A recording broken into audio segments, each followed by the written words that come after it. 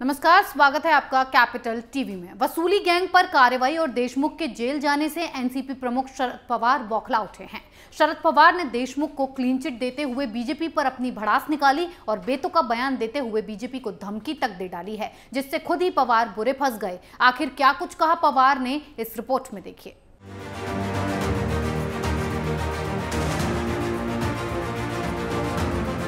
100 करोड़ के वसूली कांड में जेल की हवा खा रहे अनिल देशमुख के लिए शरद पवार का प्यार फूट पड़ा है। शरद पवार अनिल देशमुख की वजह से इतने बौखला गए हैं कि अनाप शनाप बयानबाजी के साथ साथ बीजेपी को धमकी दे रहे हैं।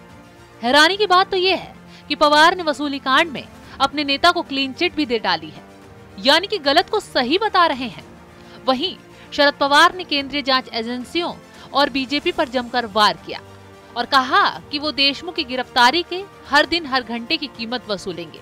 साथ ही उन्होंने केंद्रीय एजेंसियों के गलत इस्तेमाल का बीजेपी पर आरोप भी लगाया।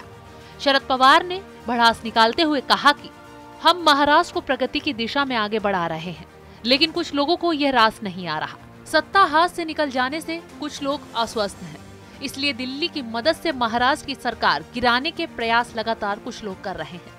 एनसीपी हो, कांग्रेस हो या शिवसेना के नेतृत्व को और सहयोगियों को विभिन्न सरकारी एजेंसियों का गलत इस्तेमाल कर परेशान किया जा रहा है। हैरानी होती है उन बातों को जानकर कि शरद पवार जैसे दिग्गज नेता गलत नेताओं का साथ दे रहे हैं। सबको पता है कि अनिल देशमुख पर करोड़ों की वसूली करने का आरोप है।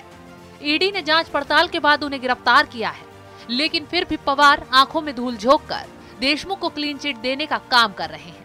शरद पवार इतने में चुप नहीं बैठे, उन्होंने आगे आग बबूला होते हुए कहा कि अनिल देशमुख का ही सारा मामला ले लीजिए। क्या मामला था ये? एक दिन मुंबई के पुलिस कमिश्नर मेरे पास आए और कहा कि हमें ऐसा ऐसा कहा गया है। तब मैंने कहा ये संभव नहीं है, क्या आपने उस पर अमल किया? तो उन्होंने कहा नहीं। अब मुझे समझ नहीं आता, अगर उस पर अमल ही नहीं किया तो अनिल बाबू का क्या दोष है? अनिल देशमुख का बचाव करते हुए शरद पवार परमवीर पर भी जमकर बरसे। उन्होंने कहा कि अब वो अधिकारी कहाँ है?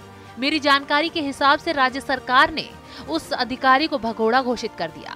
कहाँ गायब है पता नहीं, कौन से देश में है मालूम नहीं। शरद पवार शायद ये भी भूल गए हैं कि गायब हुआ अधिकारी उनके नेताओं के इशारों पर ही काम कर रहा था।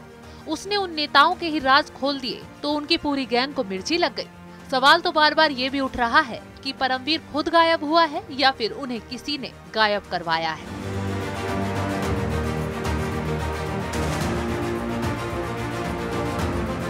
देशमुख को क्लीन चिट तो शरद पवार ने ऐसे दी है जैसे उन्हीं की टीम वसूली गैंग के खिलाफ जांच कर रही है और देशमुख के खिलाफ सबूत नहीं मिले हैं। शरद पवार को शायद ये जान लेना चाहिए, ईडी ने पूरी जांच पड़ताल के बाद देशमुख को सलाखों के पीछे डाला है और आने वाले वक्त में ईडी का शिकंजा अघाड़ी गैंग के कई और नेताओं पर भी कस सकता है, फिर चाहे शरद पवार बीजेपी को निशाने पर लें या फिर जांच एजेंसियों को, क्योंकि कार्रवाई पूरा जांच पड़ताल के साथ ही की जा रही है। इस खबर में फिलहाल इतना ही। बने रहिए कैपिटल टीवी के साथ। जय हिंद।